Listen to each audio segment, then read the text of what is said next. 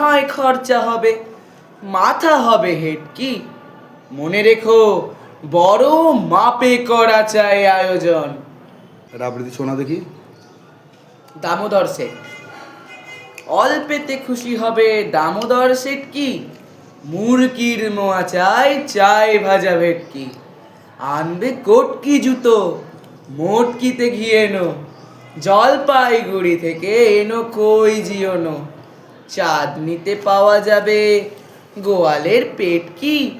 চিনে বাজারের থেকে এনো তো গরম চা।